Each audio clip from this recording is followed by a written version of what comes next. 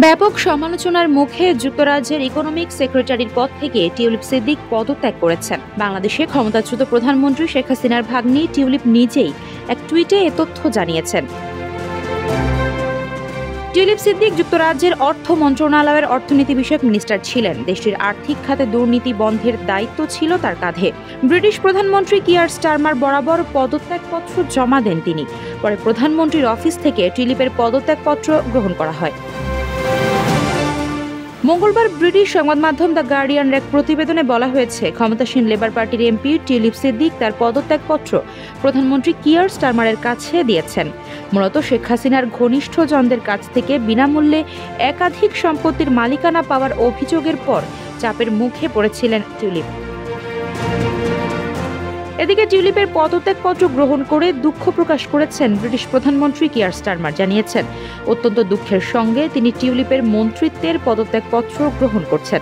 ওই পদত্যাগপত্রে কি লিখেছিলেন টিউলিপ? কেউ না বুঝলেও আমরা আপনার প্রয়োজন বুঝি, আর তাই তো অত্যাধুনিক ফিচার সম্বলিত বিভিন্ন সাইজ আর কালারের 250-টিরও বেশি ডিজাইন অপশন নিয়ে ওয়ালটন স্মার্ট ফ্রিজ বোঝে আপনার প্রয়োজন।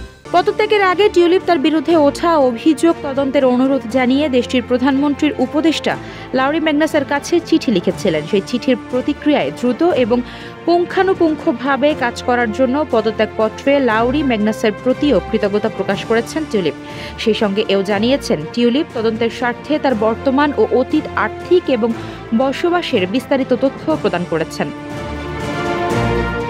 চিঠিতে টিউলিপ আরও জানান, তার অনুরোধে তদন্তের পর স্যার লাউরি নিশ্চিত করেছেন যে তিনি মন্ত্রী হিসেবে মন্ত্রিত্বের নীতিমালা লঙ্ঘন করেননি। লাউরি উল্লেখ করেছেন, টিউলিপ যেসব সম্পত্তির মালিক বা যেখানে বসবাস করেছেন সেসব কোনো রকম জালিয়াতির প্রমাণ নেই।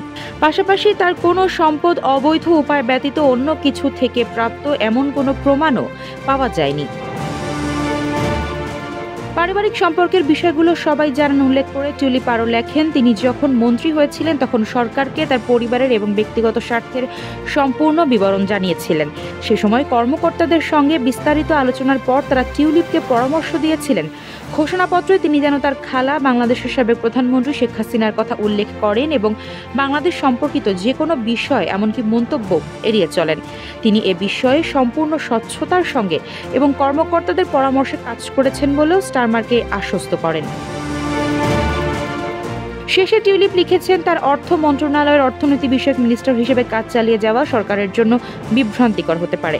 লেবার পার্টির প্রতি এবং জাতিকে পুনরুজ্জীবিত করার যে প্রক্রিয়া সরকার শুরু করেছে তার প্রতি টিউলিপের আনুগত্য আগেও ছিল, এখনও রয়েছে। কিন্তু এখন তিনি তার মন্ত্রীর পদ থেকে পদত্যাগ করার সিদ্ধান্ত নিয়েছেন। শেষে মন্ত্রী হিসেবে দায়িত্ব পালনের সুযোগ দেওয়ার জন্য ব্রিটিশ প্রধানমন্ত্রীকে ধন্যবাদ জানান টিউলিপ এবং সব রকম সহযোগিতার আশ্বাস দিয়ে চিঠি শেষ করেন। আফসারা নাজ, নিউজ ডেস্ক, ইত্তেফাক।